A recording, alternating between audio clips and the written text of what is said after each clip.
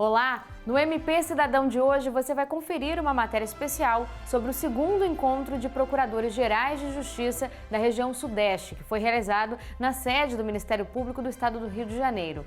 No quadro Por Dentro do MPRJ, entenda como o órgão tem aprimorado o intercâmbio de informações com o Tribunal de Contas do Estado do Rio de Janeiro, visando a fiscalização de receitas públicas provenientes do leilão da SEDAI.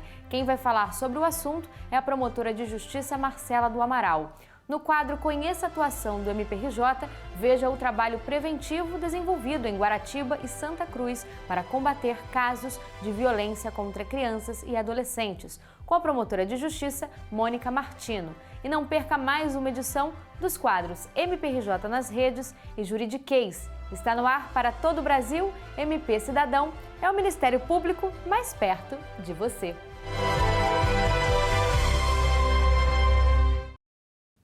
As redes sociais do Ministério Público do Estado do Rio de Janeiro são um importante canal de comunicação do órgão com a sociedade. Veja agora no quadro MPRJ nas redes como o MPRJ divulgou o trabalho desenvolvido no município de Cardoso Moreira para apurar as contratações de shows para um evento na cidade.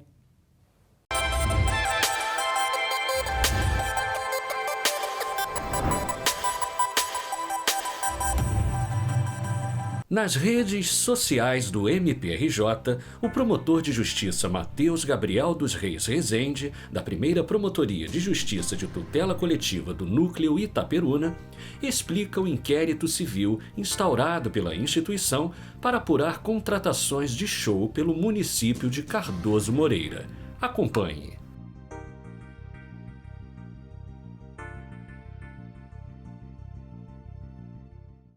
O Ministério Público, através da primeira Promotoria de Justiça de Tutela Coletiva do Núcleo Itaperuna, instaurou na última terça-feira inquérito civil para investigar os gastos realizados pelo município de Cardoso Moreira para a contratação de shows artísticos a serem apresentados durante a Expo Cardoso Moreira 2022, a ser realizada no mês de julho deste ano. Segundo informações veiculadas na imprensa, o município de Cardoso Moreira teria reservado aproximadamente R$2 milhões para pagamento dos artistas. Em razão disso, o Ministério Público instaurou a investigação e requisitou ao município de Cardoso Moreira informações e documentos, tais como os procedimentos administrativos e contratos celebrados com os artistas, bem como quer saber a origem dos recursos a serem destinados ao pagamento desses artistas. A partir dessas informações, o Ministério Público avaliará as medidas a serem posteriormente adotadas. O MPRJ sediou o segundo encontro de Procuradores Gerais de Justiça da região Sudeste. O evento ocorreu nos dias 23 e 24 de junho e promoveu o debate sobre formatos de atuação institucional conjunta. Acompanhe agora uma matéria especial que a nossa equipe preparou sobre a reunião. Rio de Janeiro, São Paulo, Minas Gerais e Espírito Santo. Foi para pensar numa atuação conjunta dos Ministérios Públicos desses 4 estados que foi criado o Encontro de Procuradores Gerais de Justiça da região Sudeste, cuja segunda edição está acontecendo aqui, na sede do Ministério Público do Estado do Rio de Janeiro. O objetivo principal do encontro é promover a discussão sobre os formatos de atuação institucional conjunta em 4 eixos temáticos. São eles o princípio da unidade, a segurança pública, a segurança hídrica e a atuação junto aos tribunais superiores. Entre os destaques da programação do encontro está a assinatura de um plano de atuação integrada para a adoção de medidas que implementem a cultura e a prática da unidade institucional. O Ministério Público do Rio de Janeiro se sente honrado em receber os Procuradores Gerais de Justiça da região Sudeste. Esse evento ocorre pela segunda vez, a primeira vez foi em Vitória, Espírito Santo, e tem sido fundamental para o diálogo institucional e o aprofundamento de temas relevantíssimos para a atuação regional. O Ministério Público tem cada vez mais discutido temas sensíveis para a população e essa atuação dialogada, estratégica e coordenada no âmbito regional, certamente trará enormes benefícios para o Ministério Público e, consequentemente, para a própria população dos nossos estados. a iniciativa do Rio de Janeiro, enquanto vice-presidente do Conselho Nacional de Procuradores Gerais de Justiça para a região Sudeste, tem por finalidade dar prosseguimento a esses encontros que ocorrem com alguma periodicidade e que visam manter permanentemente, através de uma cooperação institucional, o debate desses temas, acompanhamento, monitoramento e controle de resultados da nossa atuação. Creio que é uma iniciativa inovadora que trará para o Ministério Público Brasileiro um novo olhar de como atuar de forma estratégica e organizada. Além do Procurador-Geral de Justiça do Estado do Rio de Janeiro, o anfitrião Luciano Matos, participam do encontro os Procuradores-Gerais de Justiça do Ministério Público de São Paulo, Mário Luiz Sarrubo, do Ministério Público de Minas Gerais, Jarbas Soares, e do Ministério Público do Espírito Santo, Luciana Andrade. São Paulo, Minas Gerais, Rio de Janeiro e Espírito Santo são estados que se identificam em termos de espaço, população, mas também, principalmente, a complexidade de seus problemas. Daí a importância dos ministérios públicos desses estados trabalharem em uma atuação conjunta, trabalharem em unidade, trabalharem a defesa das nossas teses nos tribunais superiores, trabalhar em segurança pública, segurança hídrica e outros temas de interesse da extensa população que habita esses 4 estados. A atuação integrada dos ministérios públicos da nossa região sudeste vem atender ao princípio nosso da unidade, favorecendo a integração, a troca de experiências e, sobretudo, potencializar resultados. O Ministério Público brasileiro é uma instituição só. Nós vivemos uma federação. No entanto, as regiões, elas também são importantes, a divisão regional, porque tem questões que são mais específicas de determinadas regiões do país. E a região sudeste é a região que concentra o maior número da população, as maiores atividades econômicas e, portanto, tem suas particularidades. Então é preciso que o Ministério Público dessas regiões se dialogue para nós trabalharmos em plataformas comuns. De outro lado, nós também precisamos de aperfeiçoar os instrumentos nossos de atuação. E essas discussões, elas permitem essa aproximação e uma linha de atuação conjunta na região.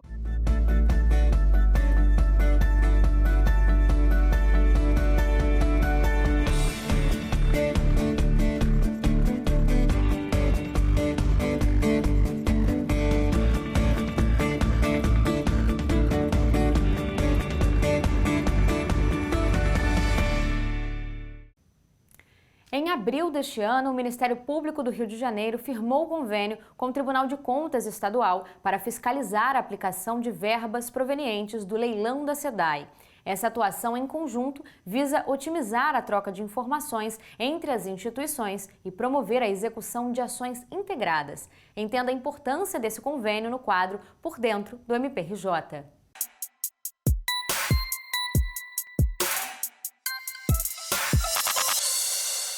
O objetivo do convênio firmado com o Tribunal de Contas é justamente facilitar o trabalho dos órgãos de controle, né, de forma que o trabalho do Ministério Público se harmonize com o que está sendo desenvolvido pelo Tribunal de Contas e que assim nós possamos ter um fortalecimento da efetivação do controle dessas verbas. Então, a ideia é que os órgãos de controle sejam harmonizados, estejam completamente em concerto no que se refere às definições, às métricas que vão ser utilizadas no controle dessas verbas, para que isso tenha tanto uma segurança para o fiscalizado, para o gestor da verba pública, quanto para a sociedade que vai saber os parâmetros com que tanto o Ministério Público quanto o TCE vão utilizar para poder acompanhar aí o desenvolvimento dessas verbas, né, da execução dessas verbas. Uma atuação preventiva é sempre importante, ela é sempre mais deve ser prestigiada frente a uma atuação simplesmente repressiva. Atuar depois que o dano já ocorreu é sempre muito mais difícil e sempre muito pouco eficiente. Então, diante do volume de recursos recebidos, a união e a convergência de trabalho entre Tribunal de Contas e Ministério Público pretende justamente dar mais agilidade ao trabalho desenvolvido para que se faça um controle mais eficiente do uso dessas verbas, né? De alguma forma, coibindo com que elas sejam utilizadas de forma equivocada ou de forma leviana. Em geral, quando o Ministério Público precisa de uma informação do Tribunal de Contas ou o Tribunal de Contas precisa do Ministério Público, há todo um ritual de trocas de ofício,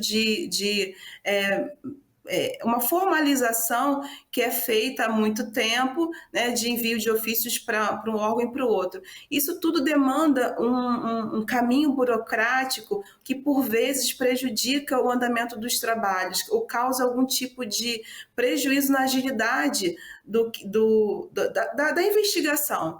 Então, a ideia é que tanto o Ministério Público quanto o Tribunal de Contas tenham pontos focais nas instituições para que se consiga esse diálogo de forma mais rápida, sem esse caminho que é o caminho de praxe, né? O caminho oficial que a lei determina que seja encaminhado um ofício pelo Procurador-Geral de Justiça ao presidente do tribunal para que essa informação chegue ao promotor de justiça.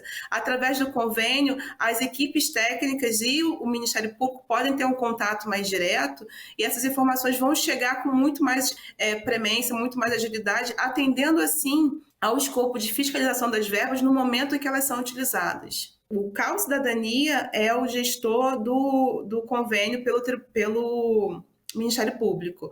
A Secretaria de Controle Externo faz esse papel lá no Tribunal de Contas. Então, a partir do convênio, há possibilidade de contato direto entre essas estruturas para que a gente possa trocar informações e estabelecer ações em conjunto, sem que seja necessário todo o ritual da lei, o caminho que a lei determina que seja seguido. É importante acrescentar que o convênio permite não apenas a troca de informações, mas também a execução de ações em conjunto. Então, pode ser que, a partir daí, nós tenhamos trabalhos de campo de investigação mais aprofundadas em harmonia, né? E em loco, auditorias e troca de informações e produção de material também com base nesse convênio. Agora nós vamos ter que fazer um rápido intervalo. A seguir, saiba mais sobre o projeto piloto que visa combater o abuso e a exploração sexual infantil nos bairros de Guaratiba e Santa Cruz. É bem rapidinho, não saia daí. A ouvidoria do MPRJ está à sua disposição. Ligue 127 ou acesse nosso QR Code.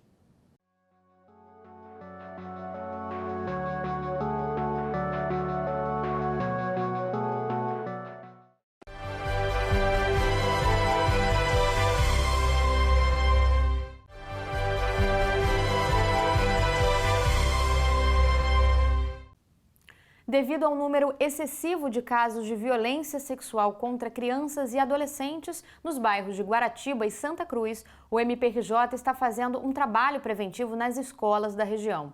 O projeto piloto visa conscientizar o público infanto-juvenil para, assim, combater a pedofilia, o abuso e a exploração sexual infantil. Confira esse trabalho no quadro Conheça a Atuação do MPRJ.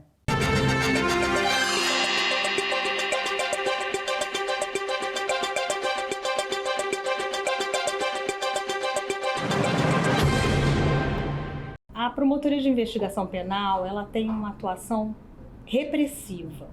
Então, diante do caso em concreto de abuso sexual, a gente investiga e oferece a ação penal através da denúncia para que a pessoa seja processada criminalmente e os responsáveis sejam punidos. E diante da quantidade enorme de ações penais ofertadas no ano passado, só na minha promotoria foram 70 ações penais iniciadas em Santa Cruz e Guaratiba, é um número muito grande de ação penal oferecida só com relação a crimes sexuais contra crianças e adolescentes, eu achei importante a gente fazer um trabalho preventivo. E então eu acho que a prevenção, ela parte inicialmente da educação. Então só educando que a gente vai poder prevenir a ocorrência desses crimes. Então eu busquei o Instituto Anjos Maura de Oliveira, que a Maura de Oliveira, ela é uma educadora, palestrante, ela é reconhecida nacional e internacionalmente, que ela faz esse trabalho de prevenção nas escolas, em vários locais, e ela tem um convênio com a Polícia Rodoviária Federal, ela faz essas palestras no Brasil inteiro. E aí eu convidei para ela fazer essas palestras na minha área de atuação. Nós fizemos inicialmente numa escola em Guaratiba, e a ideia é fazer mensalmente palestras para as crianças em toda a área de Guaratiba e Santa Cruz. As palestras, elas são feitas de uma forma lúdica, porque a gente acha super importante que não tenham tabus. A gente tem que falar claramente para as crianças da necessidade delas entenderem o que é o abuso sexual, de quem elas vão buscar ajuda. A gente deu muita importância na ajuda da escola, do Conselho Tutelar. O Conselho Tutelar também estava presente na palestra, eu convidei o Conselho Tutelar da área. E as palestras foram desenvolvidas com brincadeiras, com participação das crianças.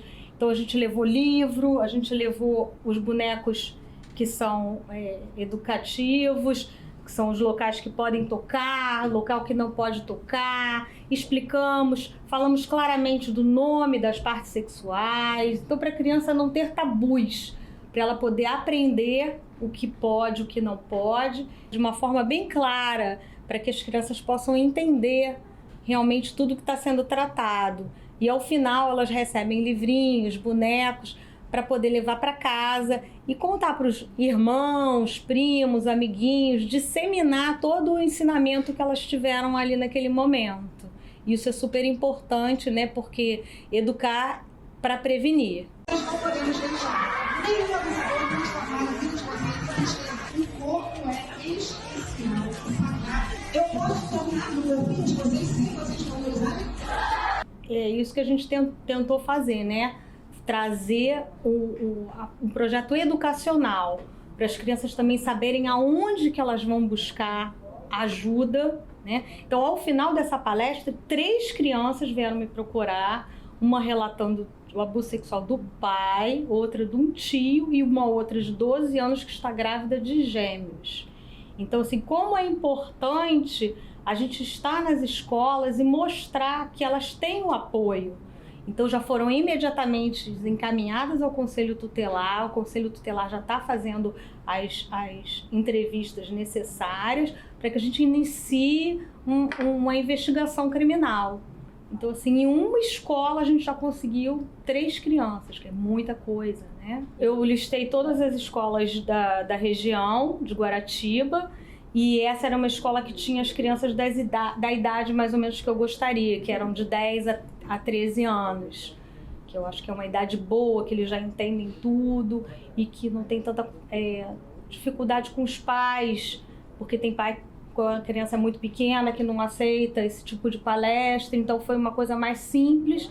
De qualquer forma, a diretora mandou um comunicado para as famílias sabiam que as crianças iam ter essa palestra, autorizaram a imagem, alguns não autorizaram, então a gente teve todo um cuidado por trás para poder fazer isso tudo dentro da forma mais tranquila possível. E mensalmente eu quero ir em todas as escolas dessa área, elas já estão todas mapeadas.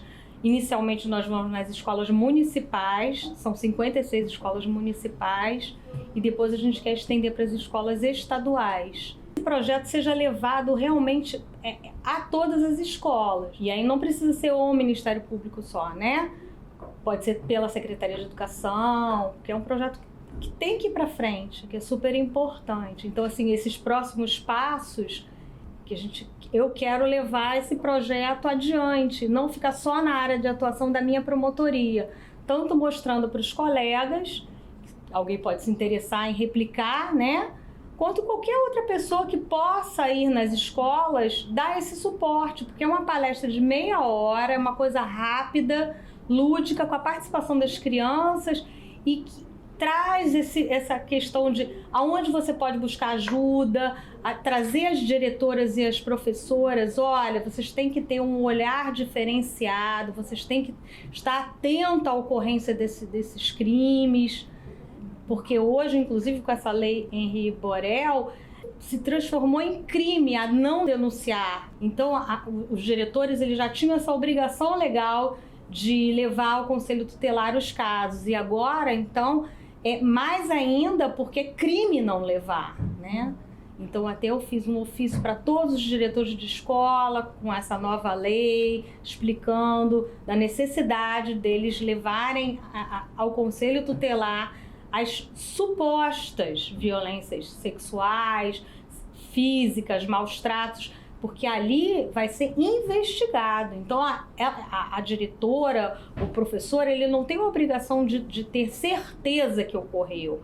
A simples dúvida, ele já deve levar para que seja investigado pelas autoridades competentes.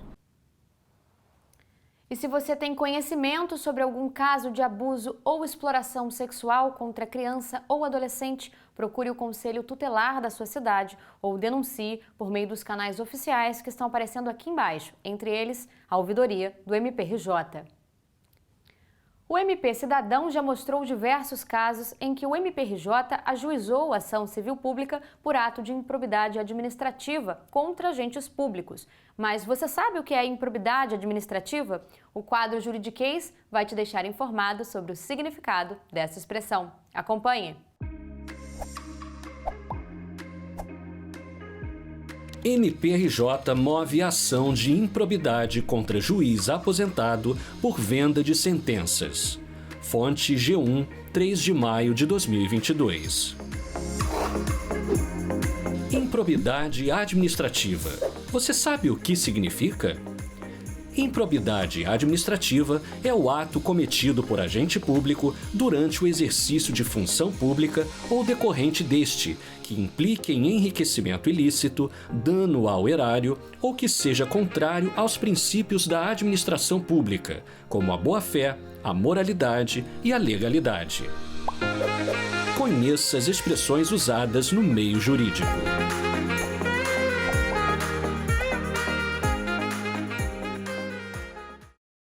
E nós ficamos por aqui. Você pode rever esta ou outra edição do nosso programa no canal do MPRJ no YouTube. E para continuar acompanhando as notícias do Ministério Público do Estado do Rio de Janeiro, nos siga nas nossas redes sociais que estão aparecendo aqui embaixo ou acesse o portal do MPRJ. O MP Cidadão também está disponível em podcast nas principais plataformas de áudio.